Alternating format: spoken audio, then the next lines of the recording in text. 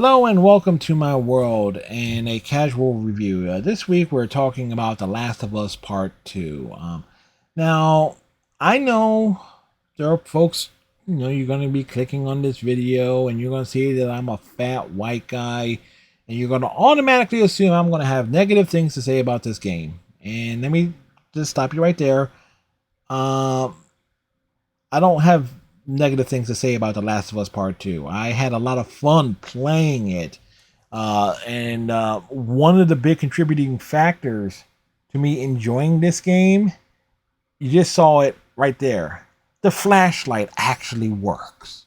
One of my biggest complaints about playing The Last of Us Remastered back in 2022 was the damn flashlight being a real hindrance to me seeing anything in darkened areas or anything that was taking place at night. In the first game, I couldn't rely on that flashlight at all. And so it was a visual challenge almost every step of the way in various situations, again, that were taking place in abandoned buildings, no lights, things taking place at night. That was a problem in the first game for me. Not so much here in part two. So it's like the flashlight actually lighting things up. It was beautiful. And it allowed me to have a lot more fun. Because with the flashlight actually being able to lighting up a room, I was able to see where enemies were. I was able to get an idea of, how can I navigate? How can I get around various obstacles? It's like, could I, just by being able to see the enemies, I could get around to them and ambush them from different areas, such as you're seeing here. Just being able to see with the flashlight activated makes such a difference. And I had so much fun. As a matter of fact, I had a lot of clips of this me sneaking up on folks, and some of them a lot of them have been in darkened areas. You didn't see me there, but I saw you. Blah blah. So it's like yes. So that brings me to accessibility settings in general, and The Last of Us Part 2 has quite a few that I was actually able to enable. Number one, getting rid of the rapid button tapping and repetition for QuickTime events, and just going for press and hold. Awesome. I love that. Because I hate it's like anybody, I hate those normal QuickTime events. Oh, you need to do the rapid button pressing because number one, that wears on controller buttons. All right, that more controllers got broken because of of QuickTime events than anything else, as far as I'm concerned. So having those type of settings, they're awesome. Customize the controls a little bit, great, awesome. But accessibility settings for stuff like audio cues, or in this case, getting a visual indicator, which you actually will see in just a few moments here, because as most folks know, I've done away with wearing headphones. I'm not listening to the game audio through OBS during my streams. I'm listening into the game audio coming from two speakers that are plugged into one of my monitors. So with that in mind, some games are a little bit harder to play because the audio mixing is kind of weird. And so thankfully I didn't have to worry about that with The Last of Us Part 2, because I was able to find settings just I can have something to give me a visual indicator of where enemies are in case I wasn't hearing them. I was like, somebody would, if they were playing with surround sound or with headphones or with earbuds. It's like, okay, cool. This was a positive. Now, don't get me wrong, it also turned into advantage for a good portion, but a lot of times I was forgetting that those visual indicators were there at times. As well. So, but the fact that it was there and when I needed to, they really helped, particularly if there was an enemy lurking in an area and I was like, okay, where are they hiding at? Definitely came in handy in those types of situations. Then this also bring us to the fact that if you have some visual impairment or you wear glasses to some degree, but I don't have color blindness. There are definitely a lot of settings for those who might need those types of stuff. But also the being able to adjust the listening gimmick and for listening for enemies, and also there being a listening for hidden items was a real cool indicator too. Because again, because of how detailed the environment is, it is very easy to overlook stuff. And when you have some items that are, kind of like out in the open, but you have to like really search for them to a large degree. Uh, Most notably, the quarters that are like Abby's unique collectible, while Ellie gets trading cards to find. The quarters, they're going to be underground. They're going to be in ponds and stuff like that. So they're not going to be in obvious locations for the most part. So this having being, again, adjusting settings to make sure you're not missing anything. Granted, I didn't find all the collectibles in the game, which actually shocked the hell out of me.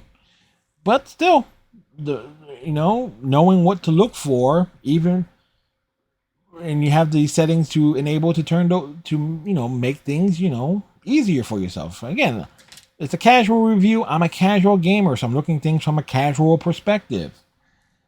So lastly, let's talk about the story. And the story is actually really damn awesome. I rather enjoyed the story. Matter of fact, I found Abby's side of the story to be really interesting, because you kind of saw her going through like a period. You basically have Abby becoming Joel, and going through that same story arc Joel did in the first game, just with more justifiable reasons.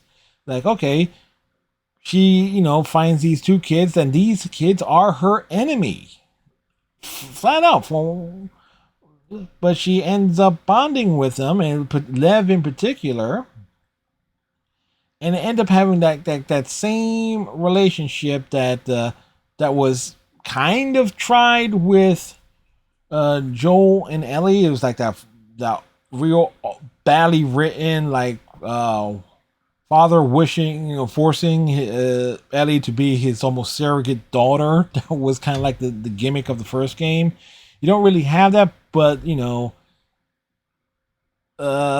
Abby and Lev, I find the characters to be quite interesting, and Abby just having, seeing the story from her perspective, and like seeing what motivates her. Well, guess what motivates her? Well, Joel killed her father. Joel ruined her life as well as the life of every other Firefly that was at that hospital or was affiliated with that group because of his selfish actions. They wanted payback. They were coming after him. They didn't care about Ellie. They didn't care about Tommy. They were coming after Joel. And so everything Abby does, feels justified. And by proxy, everything Ellie does is also justified. What you have with the story of The Last of Us Part 2 is a story of a seemingly endless cycle of violence that is happening. Joel hurts Abby. Abby kills Joel. Ellie wants to hurt Abby. Ellie kills all of Abby's friends. Abby finds out about it. Abby goes after Ellie. And Abby has a moment of clarity when she learns that Dina, Ellie's girlfriend, is pregnant. And she chooses to spare him. Says, like, look, just, stay away. Don't let me see you. Otherwise, next time, she's going to finish what she started. Simple as that. All right. Now, then you have everything with Ellie and what leads into the final, the final act of it, where everything like comes to a head. Tommy basically pressures Ellie to go after Abby because she made a promise, and also Ellie has like a big double case of survivor's guilt. Number one, she can't forgive Joel for what he did because she was more than willing to sacrifice herself to save the world, save humanity, It's like, hey, there could have been a cure if the Fireflies operated on her. Sure, she would have died, but you know what? How many people's lives would have been saved? So Ellie's relationship with Joel falls to shit because of it, and so she has that extreme survivor's guilt because of Joel's decision, and also because that's really the last conversation she has with him. So she is like, oh, okay. She feels like she has to avenge him and goes after Abby. It's like that's what's driving Ellie, because she feels guilt ridden because she could not forgive him for what he did. So she feels like she has to go after him. Ellie has to go after Abby. So and the ultimate thing though, when they have their big climactic fist fight at the very end, where Ellie ironically saves Abby before throwing that getting into that big final fist fight. Ellie ends up having that almost same moment of clarity, or at least that moment of realizing that this isn't what she wants. This isn't what she wants to do. Like, she doesn't want to avenge Joel. It's like, because now we don't really get what's going through her head, but she breaks down and stops and just tells Abby to just go. And it's like, just to get out of there.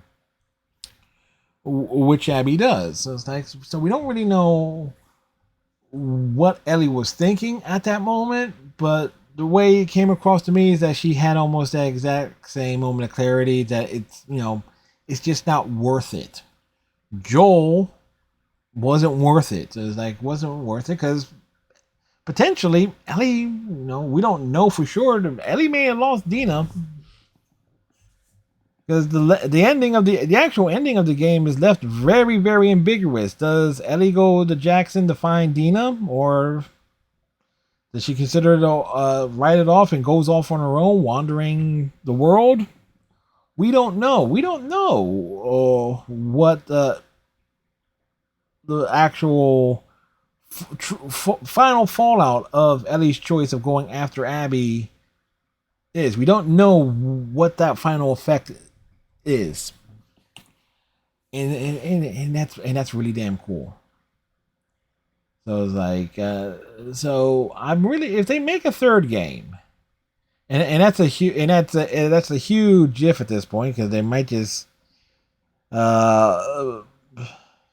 make it just a CG movie at this point. It's like, because the people at Naughty Dog are not interested in making video games, is like by their own admission. Even though The Last of Us Part 2 ended up being a really fun video game, because they were forced to address all the problems with the first game in terms of gameplay. But still, would I play The Last of Us Part 2 again? The answer is yes. I would play this again. Helps that I actually feel like there would be trophies and stuff that would be potentially obtainable. Stuff like upgrading all the weapons, getting all the character perks and upgrades that will come warranted from a second playthrough, and finding all the other lost collectibles and things I missed along the way. So it's like, okay, yeah, in and of itself, trophy hunting, yeah, I feel it's actually would be justified to play The Last of Us Part 2 again,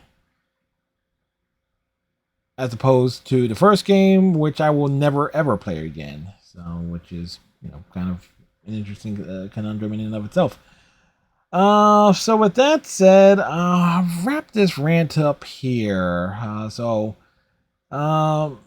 Chances are you're gonna have some real strong opinions about what I said, one way or another, particularly when it came to the story portion of this review. Anyway, tighten your friendship bracelet, stay safe, like, comment, subscribe, all that jazz if you're so inclined. If you want to support the channel, please do so by, there's a donation link down below. It helps keeps the lights on, and so many ways, folks would appreciate it. And we'll catch y'all in the next video, depending on what that would be. Bye.